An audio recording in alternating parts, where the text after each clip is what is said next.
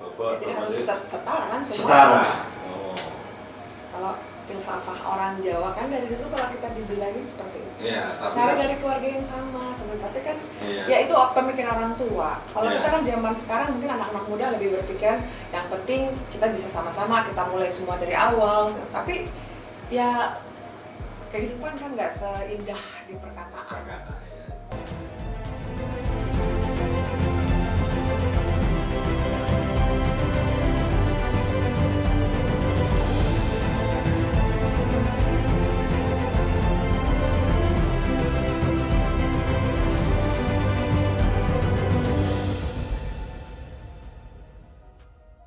Selamat datang di channel Obrolan Kebangsaan. Kali ini kita selama 3 kali kita akan berturut-turut membahas soal perempuan. Perempuan ini memang isu paling relevan dari zaman jahiliyah sampai zaman modern ini cukup relevan dan memang paling enak untuk diobrolkan. Kita sudah kedatangan tamu, ini kawan yang dulu pernah kita ngobrol di sini. Beliau adalah Mbak Ratih. Mbak Ratih ini Bendahara Umum Partai Gema Bangsa, juga pernah menjadi pengurus di Kaukus Perempuan, ya kan Mbak? Betul. Kaukus Perempuan ini komunitas politik yang membicarakan atau yang beranggotakan adalah semuanya itu perempuan. Di situ peran perempuan, terus kondisi dan harapan perempuan di situ dibicarakan di kaukus itu untuk menempatkan atau memberi ruang kepada perempuan untuk membahas persoalan dirinya sendiri. Artinya persoalan perempuan berkaitan dengan situasi politik, ekonomi, sosial, dan posisi di budaya kita ini, budaya kita yang sekarang masih kita didominasi oleh budaya feodal dan budaya patriarki. Jadi saya ini merasa laki-laki gitu. Iya. Tapi hati saya ini tidak mewakili budaya patriarki, Mbak. Jadi saya ini kalau bertemu perempuan ini, saya ini agak takut ini. Iya. Takut kalau salah ngomong ini menjadi persoalan. Kalau saya membela diri, saya dianggap tidak berempati dengan perjuangan perempuan. Ini yang menjadi problem bagi saya khususnya, juga teman-teman yang lain kan itu. Mbak Ratih, menurut Mbak Ratih, memang persoalan perempuan ini masih relevan untuk kita bicarakan di zaman yang sudah sangat modern. Ya masih. Karena problemnya itu semua masih ada. Masih eksis ya? Masih eksis. Dan masih menjadi topik yang seksi untuk dibicarakan. Iya, karena perempuan ini kan kita kan selalu mendengar bahwa perempuan itu adalah ras terkuat di dunia ini. Itu masih yang harus kita cermati ya? Masih banyak sekali problem-problem mengenai perempuan yang harus kita pikirkan, harus kita selesaikan. Kita cari jalan keluarnya. Persoalan-persoalan yang pelik-pelik itu masih sangat banyak. Meskipun kita sudah bilang kita selalu mengkampanyekan kesetaraan gender dan lain sebagainya, posisi-posisi penting buat perempuan, tapi di pelosok-pelosok itu persoalan seperti ini tuh masih ada. Gitu ya? Iya. Kan kalau kita bicara perempuan, Mbak, satu kalimat ini yang sampai sekarang ini belum ada jalan keluarnya. Ya. Salah satunya diskriminasi terhadap perempuan. Betul. Nah, memang perempuan itu masih merasa terdiskriminatif atau memang masih merasa menjadi subordinat dari semua sistem yang ada itu? Jadi begini, jadi sebetulnya perempuan zaman sekarang pun sudah banyak menempati posisi-posisi yang strategis, baik dalam pemerintahan ataupun lain sebagainya. Tetapi persoalan-persoalan yang diskriminatif pun masih saja dapat kita alami, baik menjelang masa pencalekan misalnya, ataukah dalam hal-hal kecil yang umumnya terjadi di masyarakat, itu pun masih sering terjadi. Di kehidupan rumah tangga. Di kehidupan rumah tangga. Di kampung, komunitas. Di kampung khususnya, mungkin bagi masyarakat yang tidak berpendidikan luas, gitu ya. Jadi masih dijadikan alat untuk berkaitan dengan perekonomian keluarga. Nah, perempuan itu selalu jadi korban. Selalu menjadi korban. Nah kan kalau kita bicara soal diskriminasi kan paling tidak pertama itu kan soal kekerasan. Bahwa kekerasan kan tidak harus kemudian perempuan dipukuli, enggak kan gitu. Tapi kan banyak macamnya. Ya, gitu kan. Misalnya dia rasis. Iya betul. Terus verbal, ekonomi gitu. Kalau misalnya dibully. Kalau psikologis itu misalnya dijanjiin sesuatu nggak ditepati, itu kekerasan kan itu. Ya, itu di PHP. Itu PHP gitu kan. Ya kan. Tapi laki-laki di PHP ini juga banyak itu, Mbak, gitu. Iya. Iya kan? Kan biasanya begitu kan. Iya.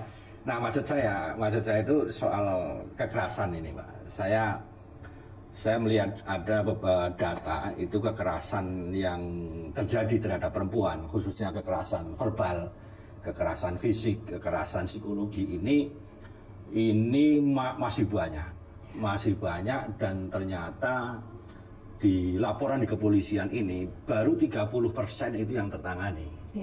Artinya sebetulnya apakah memang secara hukum itu untuk melindungi perempuan itu masih kurang, atau memang kesadaran masyarakat untuk melindungi atau menyelesaikan persoalan perempuan ini masih kurang gitu.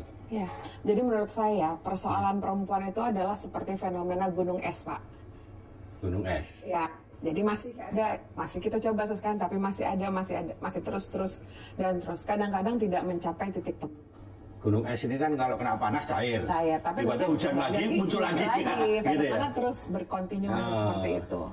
Jadi masih banyak mungkin kayak persoalan-persoalan yang perempuan-perempuan tersebut malu untuk melaporkan, langsung mungkin mereka menghilangkan bukti, jadi kayak seperti itu. Kan kalau di rumah tangga ini misalnya ada perempuan misalnya dipukuli, terus dia lapor, begitu suaminya ditangkap, kasihan atas nama dasar cinta itu, makanya kan ya kayak gitu jadi nggak selesai itu. Betul.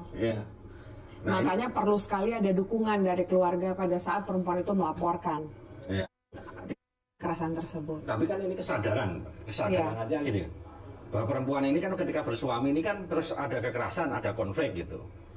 Nah, kan harusnya ini kan persoalannya kan menjadi orang lain itu, bukan suami lagi.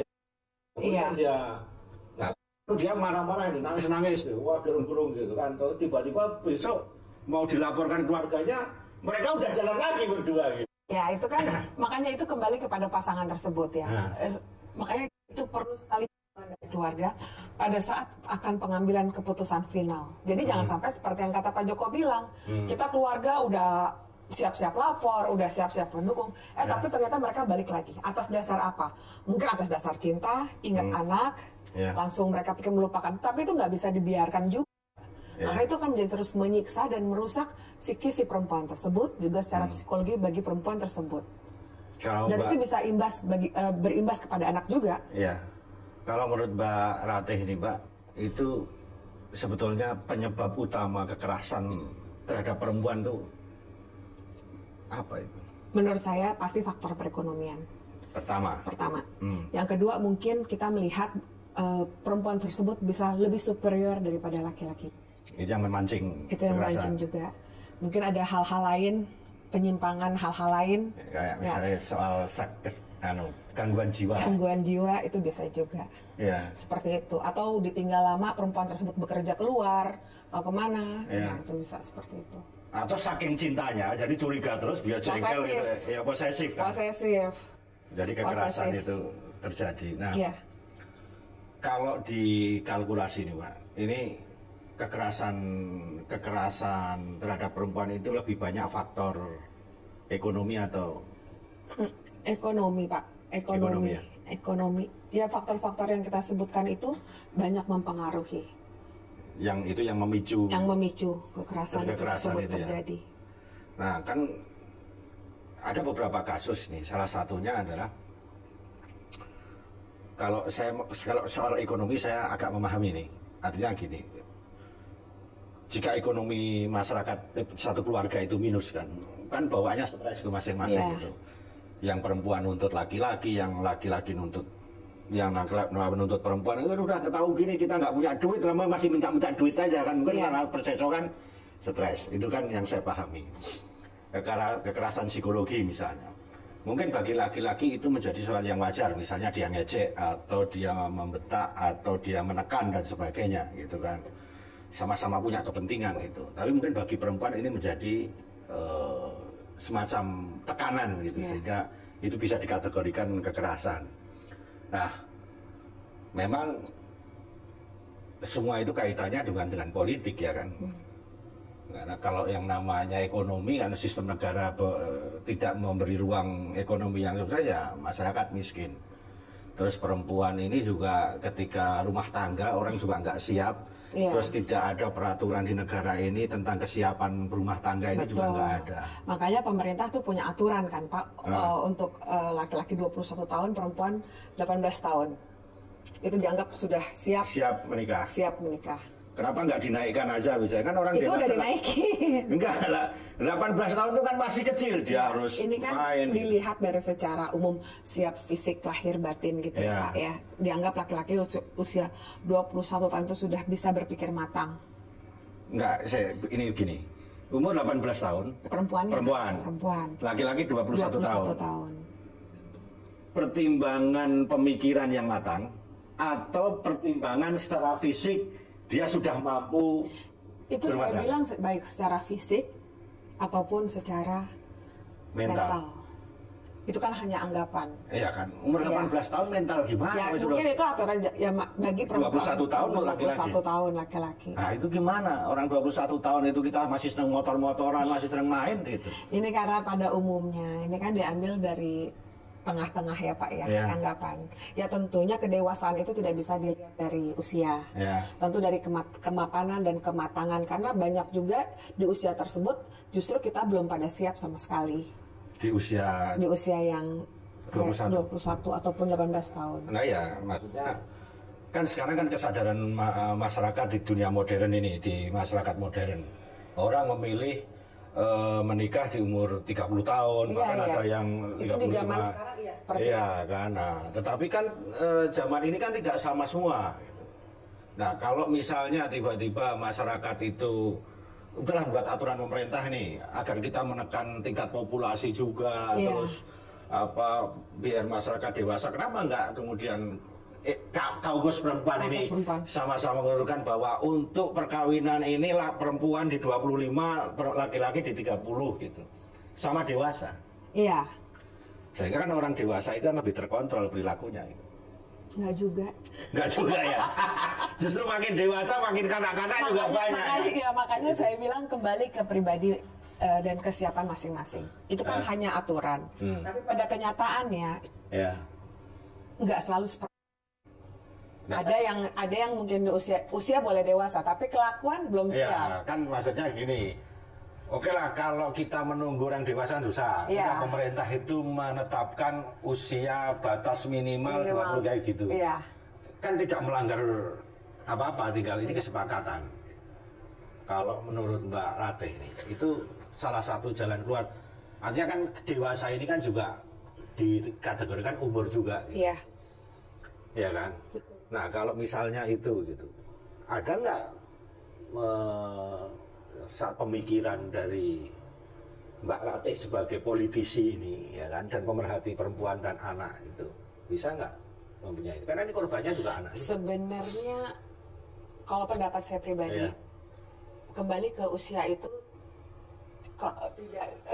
tidak menjamin tingkat kedewasaan, karena boleh mungkin ada aturan perempuan dianggap sudah matang di usia 18 tahun, tapi matang dari segi apanya? Ya kan? Kalau lihat dari fisik, oke, mungkin sudah siap karena reproduksi apa segala sudah ready gitu mereka. Tapi kalau untuk di laki-laki 21 tahun juga ada yang 21 tahun baru mulai untuk mereka menggapai cita-cita, ya kan? Kuliah aja belum lulus, kuliah belum selesai, ya kan? Sehingga banyak juga perkawinan yang tidak bahagia pada saat karena sekarang kan perekonomian semua makin baik, tuntutan makin besar, kebutuhan makin banyak. Oleh karena itu kita betul-betul, jadi menurut saya usia itu tidak dijadikan patokan ya Pak. Jadi pada saat kita merasa kita sudah mapan, siap lahir batin, ya disitulah tingkat kedewasaan dan kesiapan untuk menikah. Kan ini kita perlu pikirkan bersama kan, soalnya yang namanya tingkat kekerasan terhadap perempuan ini kan salah satunya karena faktor ekonomi. Nah sementara masyarakat dan kekerasan itu yang paling banyak di rumah tangga kan sebetulnya. Betul. Nah kan harusnya kan Mbak Ratih dan kawan-kawan nih, udah batas usia ini juga harus dipertimbangkan. Karena kalau faktornya ekonomi kan berarti kan persoalan bagaimana kemampuan masyarakat untuk mendapatkan pemasukan finansial. Betul. Kalau dia masih muda itu kemudian sudah menikah, kan terhambat tuh karirnya, sekolahnya, dia ini karena dia harus terbebani mikir istri, berpikir anak dan sebagainya kan gitu. Nah kan kalau misalnya tiba-tiba udahlah kematangan seseorang secara finansial akan untuk menekan tingkat kekerasan kan soal batas usia itu. Nah, ini kan menurut saya harus kita pikirkan juga gitu. Ya walaupun ya kan ada juga umur 21 udah kaya, tapi kan sekarang kan bukan jaminan gitu. Iya makanya Pak, jadi sekarang juga di usia-usia yang seperti itu memang sekarang kita lihat anak-anak sekarang di masa sekarang itu cuma usia batasan itu sudah nggak mempengaruhi lagi karena baik yang perempuan ataupun yang laki mereka masih memiliki keinginan banyak untuk terus berusaha, bekerja, menggapai cita-cita sehingga apalagi sekarang di era digitalisasi seperti ini makin banyak perempuan yang semakin terbuka cara pemikirannya, semakin ingin bisa lebih maju, berkembang, bahkan jadinya nggak tergantung dari laki-laki. Kita punya uang sendiri, mandiri. Nah itu krisis laki-laki itu nggak ada ya begitu, nggak ada yang butuh laki-laki. Tapi perempuan jadi happy Pak. Gitu ya. Perempuan jadi happy. Karena tapi laki-laki juga merasa nggak apa-apa. Percaya sama perempuan ya Pak. Karena baiknya perempuan tersebut harusnya juga menyadari di samping pengertian dari pihak laki-laki kita nggak boleh lupa kodrat kita perempuan. Bahwa kita itu harus ditakdirkan memang secara sebagai istri, sebagai ibu nanti untuk berdampingan dari laki-laki, bukan di belakang, bukan di sana. Jadi kita sama-sama equal. Orang menikahnya aja berdampingan kan ya, bukan di belakang. Begitu masuk rumah tangga, dia langsung begitu udah berdampingan di panggung ini, begitu keluarga dia langsung di belakang. Ya itu makanya justru butuh sekali support dari suami sebagai orang terdekat di keluarga. Lah kalau suaminya merasa, waduh istrinya lebih superior, jadi rendah diri, istri saya pendapatannya lebih banyak daripada, makin minder ya, mulai itu friction mulai bermunculan deh tuh. Iya, kalau laki-laki sebenarnya nggak pernah merasa ini sih menurut saya itu ya. Tapi banyak Pak yang kayak begitu. Kalau saya itu malah seneng misalnya punya istri lebih kaya kan, mendingan kita kan nggak tadinya mikir sendiri kan semua. Bahkan ada seorang laki-laki ini selalu pikir laki-laki ini ya kan ditakdirkan itu untuk menderita, ya kan. Dari kecil dia misalnya di rumah dia harus bantu orang tua ya kan berumah karena dia laki-laki. Begitu gede dia harus kerja. Begitu sudah menikah dia ngidupin istri. Begitu punya anak ngidupin anak kan seumur hidup itu kan itu. Nah itu anggapan gitu kan. Nah sementara perempuan masih merasa bahwa ya hidup itu kalau saya punya laki-laki ya saya ya laki-laki yang bisa menghidupi gitu. Sehingga begitu perempuan itu menikah dan laki-laki tidak mampu, persoalan. Ya, makanya kalau orang zaman dulu selalu menasehati kan bibit, bebet, bobot. Itu penting ya. Meskipun mungkin zaman sekarang itu nggak penting, tapi penting. Ya kan bibit. Ya kan? Keturunan. Bebet apa?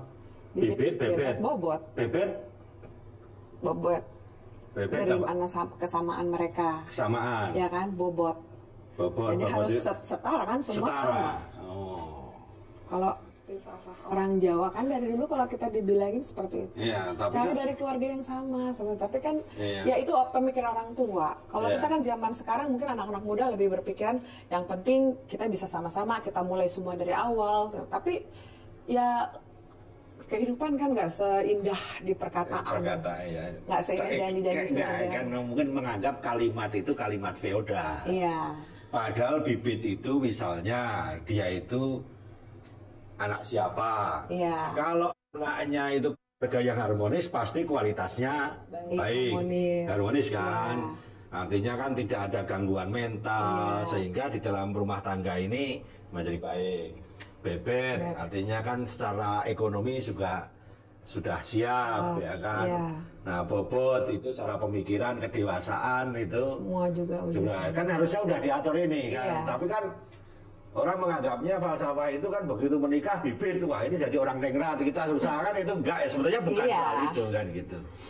Nah ini coba Narate kan soal kekerasan terhadap perempuan ini memang menjadi konsen kita semua, walaupun latar belakangnya bisa ekonomi, bisa karena asmara, bisa karena sakit gangguan mental gitu. Nah, peran politik, partai politik di masalah ini apa? Jadi gini, pemerintah kan kemarin ini ada undang-undang kekerasan seksual, yang mana menurut saya itu masih ada maju mundurnya. Juga hukuman bagi pemerkosa, bagi laki-laki, misalnya kayak contohnya dikebiri ataupun apa itu usulan-usulan tersebut, itu juga masih belum disahkan, masih belum bisa dilaksanakan secara gampang karena masih memperhatikan kemanusiaan, HAM dan lain sebagainya. Karena jadi bagi saya apabila undang-undang tersebut sudah bisa disahkan secara dan dilaksanakan, itu akan sangat membantu sekali buat perempuan. Karena kita nggak bisa apa-apa selalu ntar disalahkan, oh laki-laki begini karena kamu perempuannya begini. Selalu kita perempuan yang disalahin. Oh kamu pakai baju nggak senonoh, oh kayak gini. Oh kamu yang undang-undang laki-lakinya, padahal friendly. Iya, atau nanti kita lagi jalan atau catcalling laki-laki, ya kan? Itu kan memang iseng aja laki-laki, atau mungkin kayak di tempat stasiun, mungkin kayak kemarin-kemarin ini kita sempat dengar ada laki-laki yang tidak melecehkan perempuan, itu kan masih banyak kita dengar seperti itu. Jadi itu masih RU ya? RU. Ya, itu masih harus betul-betul dibutuhkan untuk melindungi kaum perempuan. Kalau saya itu setuju itu, pemerkosaan itu hukumannya itu berberat itu. Iya. Ya kan? Kalau perlu hukuman mati itu. Bisa nggak dilaksanain di negara ini? Ya kan, artinya gini, kita kan nyari logika hukumnya kan, artinya bahwa orang yang sudah memperkosa ini itu kan sudah membuat menderita dia sampai seumur hidup. Ini kan juga perlu sehingga ini menjadi perhatian. Nah, terus yang kedua, bagi laki-laki ini bentuk kekerasan juga. Ketika perempuan laki-laki itu tidak menghidupi anak dan istrinya. Ya kan, ini kan juga kekerasan menurut saya ini kan. Nah, ini hukumannya menurut saya berat.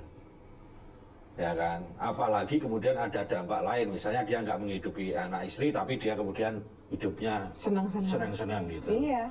Terus ketika kemudian ada laki-laki yang kemudian menghamili perempuan terus dia tidak bertanggung jawab, kabur, ya kan. Nah ini juga kan sekarang udah modern, ada tes DNA dan sebagainya, ini kan bisa tes DNA, ya kan.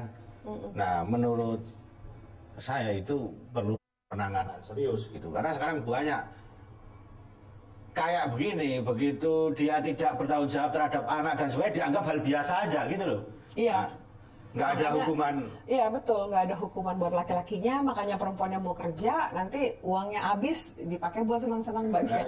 Ya kalau misalnya dia itu tiba-tiba hilang, tiba-tiba dia ninggal anak satu gitu kan, kawin lagi, atau dia ninggal anak terus hilang gitu, nggak jelas gitu kan, terus perempuan yang menjadi korban itu. Betul, kita yang menderita, ya kan? Iya. Nah, itu harusnya kan partai politik gitu yang harus mendorong itu. Makanya betul-betul harus dukungan dari pemerintah yang juga didukung oleh seluruh partai politik yang ada untuk urusan tersebut supaya bisa segera ditetapkan dan dilaksanakan tanpa harus ada intervensi lain. Kayak misalnya LSM atau HAM yang mengkaitkan dengan HAM atau apa itu jadinya maju mundur. Ya kan nggak bisa dibikin. Kan kekerasan ini kan juga melanggar HAM gitu kan. Iya. Ya, artinya melanggar secara pribadi, melanggar hak orang lain kan gitu. Nah kalau HAM ini kan dari negara ke sipil kan. Tapi kalau manusia dengan manusia kan kriminal, itu kan lebih jahat itu sebetulnya. Ya makanya kita harus betul-betul hati-hati dan bijaksana sekali karena sekarang kita balikin aja. Kalau misalnya itu terjadi sama keluarga atau saudara atau yang kita kenal, kita gimana perasaannya? Sekarang kita kembalikan deh. Kadang-kadang kita bikin laporan ke polisi nggak ditanggapin serius juga. Malah polisi lebih merepotkan kita gitu. Tapi ya mungkin tidak semuanya ya Pak. Hanya beberapa, tapi itu umum yang dari hasil survei beberapa waktu lalu itu masih banyak yang mengeluhkan kayak gitu. Nah, sekarang kalau soal kekerasan soal perempuan nih, Mbak. Kata pemerkosaan ini kan pemaksaan kan, artinya melakukan hubungan seksual di bawah tekanan kan. Betul. Nah, sekarang misalnya kalau orang misalnya di jalan dicegat terus langsung diperkosa, menurut saya itu inilah apa namanya bolehlah gitu. Itu ada buktinya. Iya. Bisa divisum kan? Bisa divisum. Makanya buktinya jangan dihilangin. Ya. Nah, kalau misalnya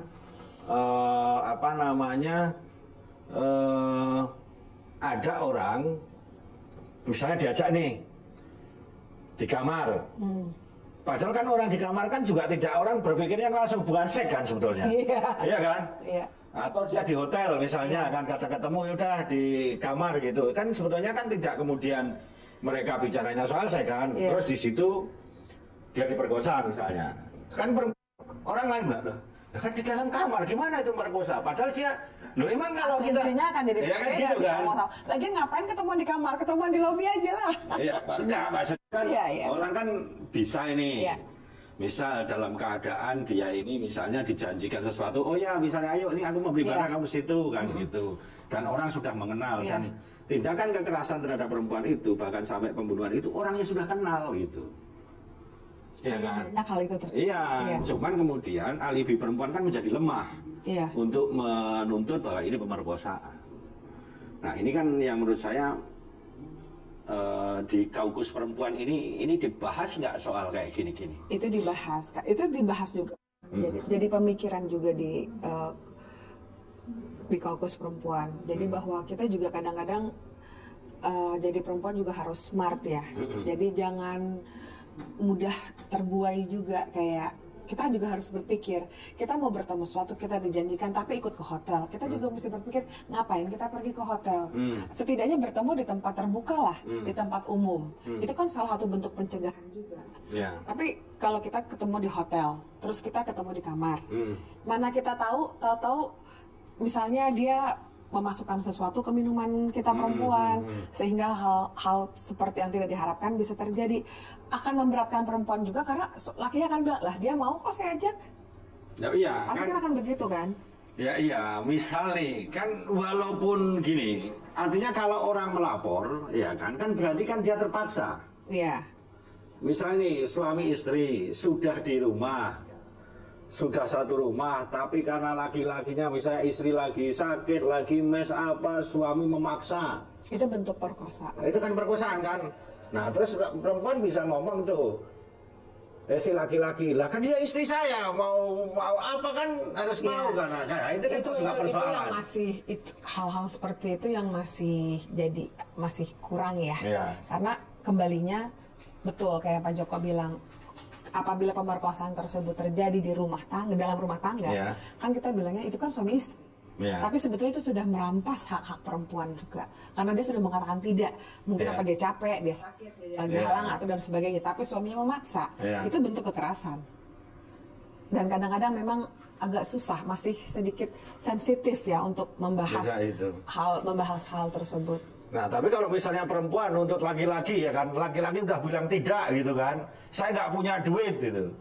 Nah, itu apakah itu juga bentuk kekerasan terhadap laki-laki?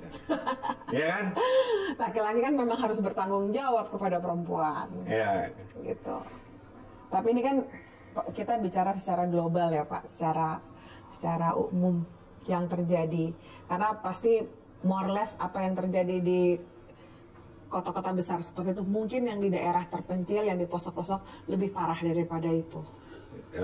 Kayak yang mungkin istrinya mungkin merantau, kerja, suaminya di rumah sama anak, butuh pelampiasan, nggak jarang juga mungkin melampiaskannya jadinya ke anaknya. Ada juga yang seperti itu. Nah kan kalau misalnya ini kan soal keperempuan nih, kan kita ada 2 topik nih sebetulnya kan kaitannya perempuan dan anak, ya kan. Nah perempuan dan anak ini menjadi satu isu tersendiri nih, digabung ini, seolah-olah kemudian dampak dari perempuan itu langsung ke anak gitu.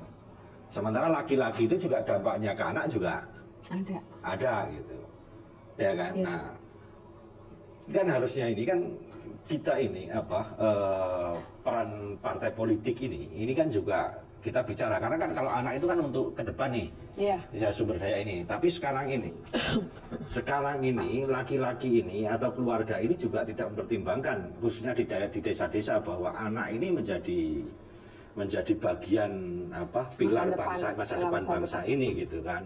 Sehingga ketika anak sekarang misalnya gini, ketika anak pagi-pagi bangun, dia mau sekolah, tiba-tiba dimarahi orang tua, itu bentuk kekerasan apa enggak? Walaupun dia anak itu bandel. Masih kecil tuh. Masih kecil. Ya. Kan mentalnya terganggu ini. Begitu dia gede ini kan dia bentak-bentak ya, dia keras juga gitu kan. Ya, antara bentuk nasihat atau bentuk ngomel-ngomel dan kekerasan itu tentu 2 hal yang berbeda. Ya Pak. Jadi ya memang sebagai orang tua, kita juga harus bisa mengkontrol emosi kita kepada anak, karena kita juga kalau kita marah-marah tanpa sebab setiap hari, kita kesel, anak kita dijadikan pelampiasan, itu juga bentuk kekerasan terhadap anak secara verbal dan bisa mengganggu kejiwaan anak tersebut, tumbuh kembangnya anak tersebut. Iya kan, ini kan menjadi persoalan kita semua kan. Iya. Tapi kan juga gini juga ini kan kita ada banyak ini. Perempuan ya kan menekan suami karena nggak bisa ngasih duit gitu.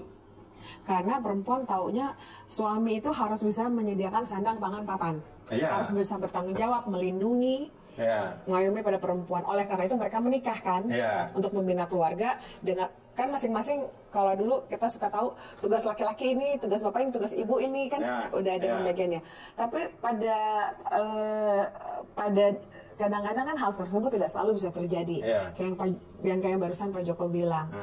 Nah, tentu timbullah tekanan-tekanan atau harapan-harapan dari perempuan tersebut kepada suami supaya bisa memberikan nafkah yang diperlukan.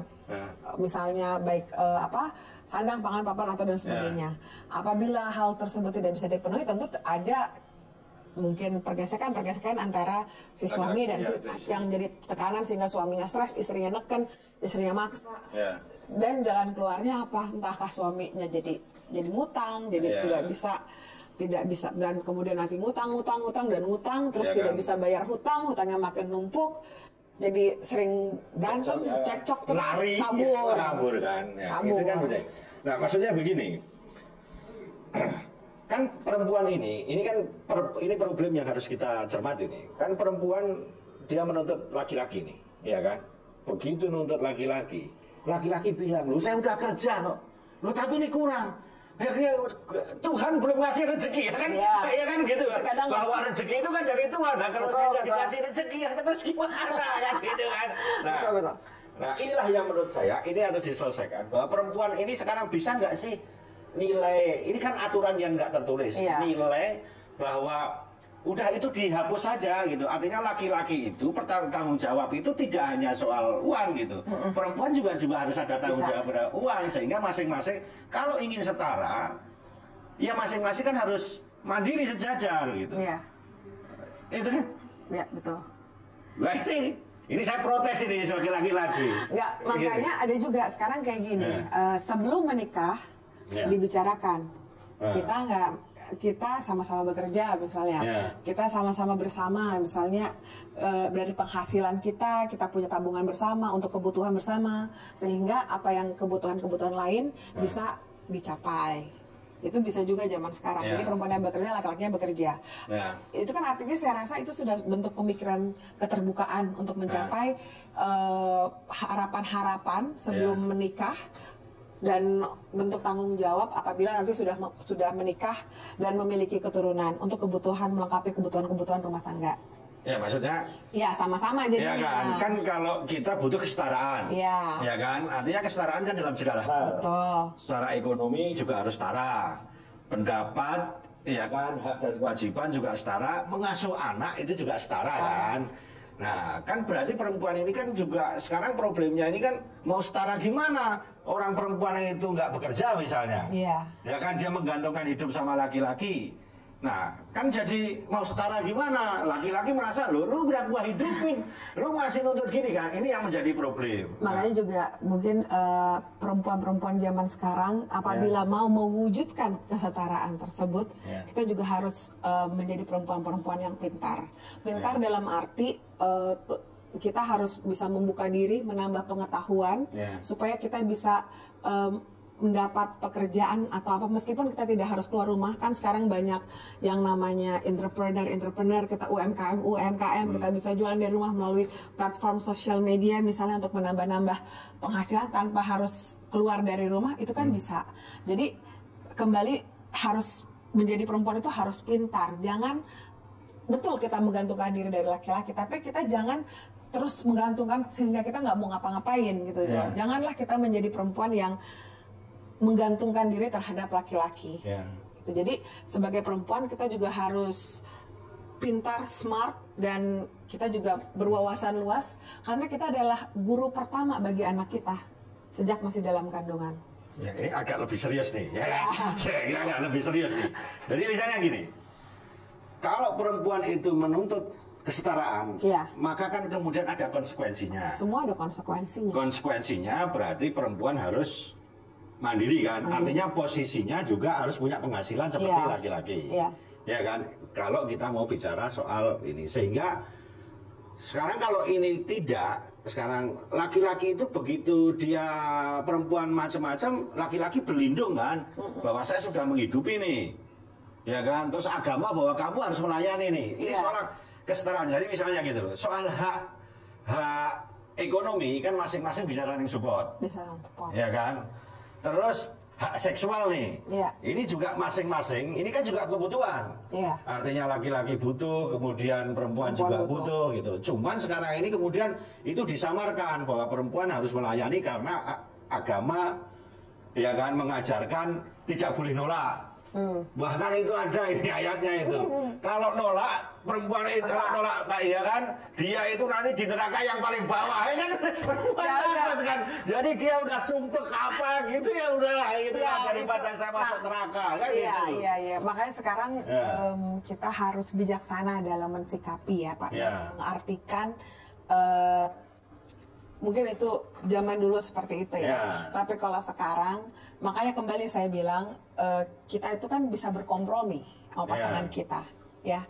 Jadi semuanya apa yang menjadi kewajiban kita juga harus tetap bisa jalani. Tugas-tugas kita juga harus bisa kita penuhi. Makanya kita harus time management kita tuh harus betul-betul bisa terlaksana dengan baik. Dan dari pihak laki-lakinya juga ada pengertian tentunya. Ya kan, maksudnya ini kan dari masing-masing nih. Laki-laki juga harus menyadari nih, perempuan itu juga punya akses, juga diberi akses yang luas. Salah satunya untuk bekerja, untuk meningkatkan karir gitu kan. Butuh healing gitu. Sehingga laki-laki juga harus mikir.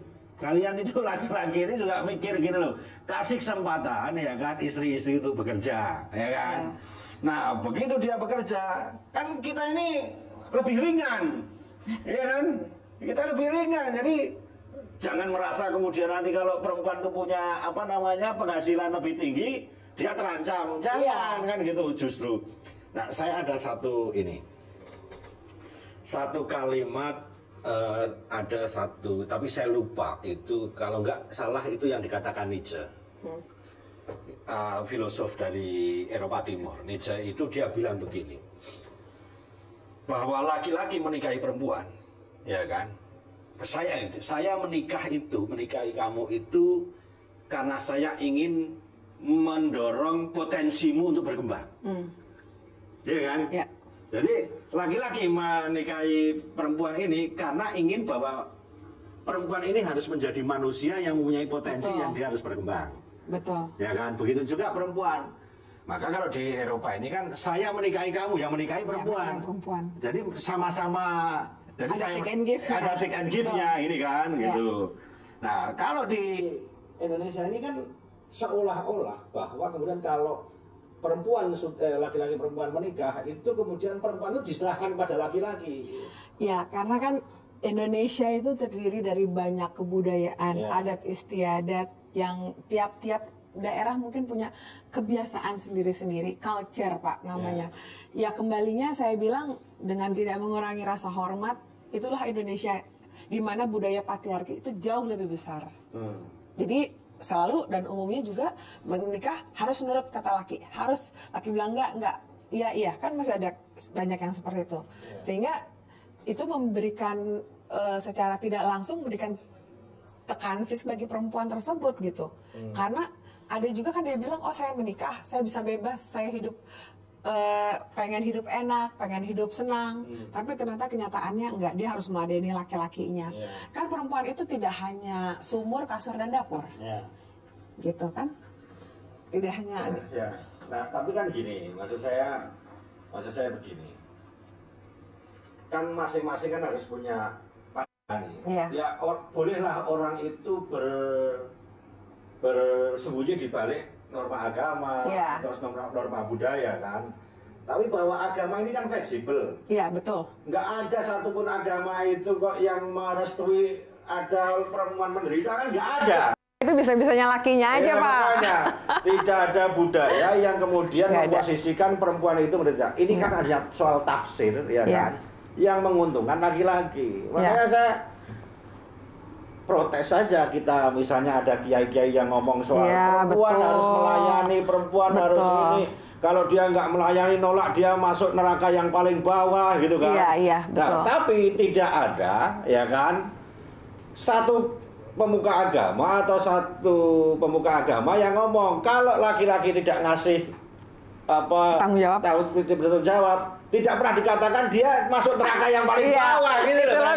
Inilah soal ketidakadilan dari sebuah sistem patriarki itu kan. Betul. Nah, ini yang menurut saya ini perlu, artinya konsekuensi inilah yang harus dipahami gitu. Soal salah satunya kan perempuan juga kalau ingin menyelesaikan persoalan kekerasan ini atau ingin bahwa kesetaraan ini bisa terjadi, kesetaraan gender ini bisa terbangun, artinya kan perempuan juga harus menata diri kan. Betul. Harus menata diri secara kualitas hidupnya, kualitas pikirannya, ruang kerjanya juga diperluas. Nggak bisa nuntut-nuntut atau cuman ngomong-ngomong tapi dari kitanya nggak upgrading diri kita sendiri. Iya, gitu. Ini kan juga perlu perempuan kan, salah satu kan harus kita menciptakan perempuan yang oke lah, perempuan mandiri kan. Iya.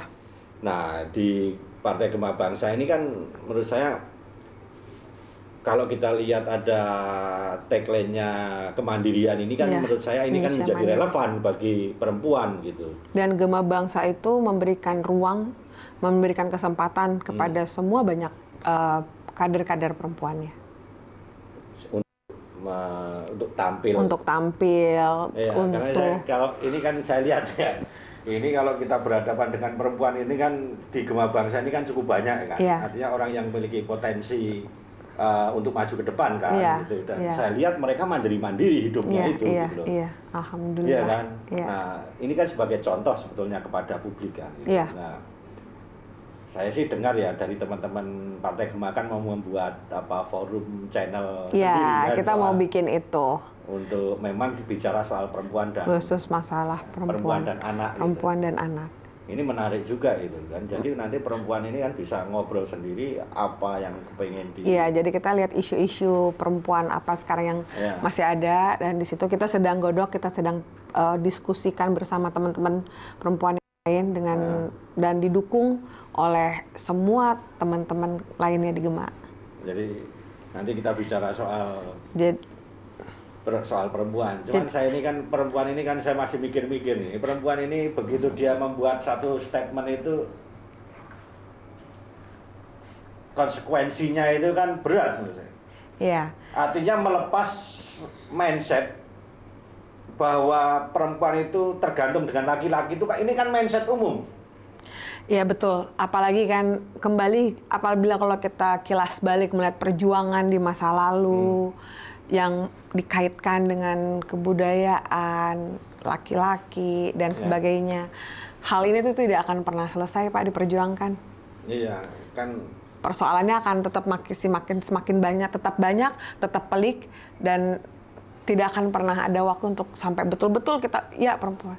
Makanya bersyukur sekali perempuan-perempuan di Gema Bangsa ini bisa mendapat kesempatan bersuara, mendapat kesempatan ruang untuk bisa mengekspresikan pemikiran-pemikiran dan gagasan-gagasan untuk masa depan nanti. Tapi saya ini kan perkembangan teknologi ya, modern nih. Kalau kita di medsos kan kita selalu lihat nih bahwa perempuan ini menjadi ras paling tinggi ya kan? Pemilik ras di dunia ini kan gitu. Ini kan artinya sudah melakukan perlawanan terhadap sistem itu kan. Terus kita juga banyak melihat nih konten-konten yang laki-lakinya itu kan sama istrinya takut. Ya kan? Nah, terus konten-konten yang memperlihatkan bahwa suami istri ini, perempuan ini menjadi manusia kayak ini. Ada sampai gini. Apa namanya itu begitu kita masuk ke rumah ini kita kayak melihat macan kan gitu ketakutan. Iya sih. Artinya ini kan dibuat meme kayak begitu. Iya, nah kalau ini misalnya dilakukan secara masif gitu kan. Artinya bahwa perempuan ini memang secara sudah punya kesadaran untuk melawan itu sebetulnya. Iya. Nah, cuman kan sekarang ini memang kalau menurut saya ya, memang saya masih bingung juga di ruang-ruang publik. Memang perempuan itu masih masih perannya itu masih secara leadership masih ini gitu. Nah, kita memang nanti di channel Mbak Ratih ini ke depan memang saya ingin menyaksikan itu sebetulnya persoalan perempuan yang dibicarakan perempuan gitu kan. Terus solusinya apa semua. Ini akan tungguin aja channelnya. Tungguin channelnya. Oke kawan-kawan, Mbak Ratih sudah memberikan gambaran. Ini sebetulnya adalah introduksi atau kalau di dalam bahasa Indonesia itu sebagai preambul akan munculnya forum obrolan, ya kan? Diskusi, obrolan ini bisa tempat diskusi, bisa tempat ngobrol, bisa tempat curhat, bisa tempat mencari solusi bareng bagi para kaum perempuan, ya kan? Jadi Gema Bangsa ini yang kemarin saya katakan, Gema Bangsa ini kayak Doraemon, ya kan? Apa-apa ada. Anda punya masalah soal persoalan rumah tangga, Gema Bangsa ada solusinya. Ada solusinya.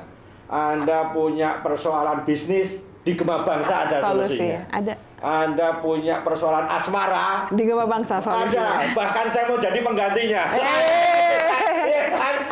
Gitu. Jadi di Gema Bangsa ini kita ini di Gema Bangsa mencoba menjadi partai yang memang ini bisa melayani semua kebutuhan masyarakat. Bahwa kebutuhan masyarakat, persoalan yang terjadi di masyarakat, situasi yang terjadi di masyarakat Indonesia ini adalah dari produk kebijakan politik yang harus diselesaikan melalui tindakan politik. Betul. Maka hadirlah yang namanya Partai Gema Bangsa ini untuk bisa berkontribusi terhadap solusi atau berikan solusi pada persoalan-persoalan perempuan khususnya, gitu kan. Walaupun nanti kita akan diskusikan apakah perempuan itu yang paling menderita atau justru laki-laki itulah yang paling menderita sebetulnya dengan situasi ini. Artinya kalau laki-laki ini memang menderita berarti dia mempertahankan sistem patriarki ini untuk membunuh dirinya sendiri, gitu kan. Ini yang menjadi perhatian kita, dan nanti di channel khusus perempuan ini nanti akan dibahas semuanya, kupas tuntas kita ngulik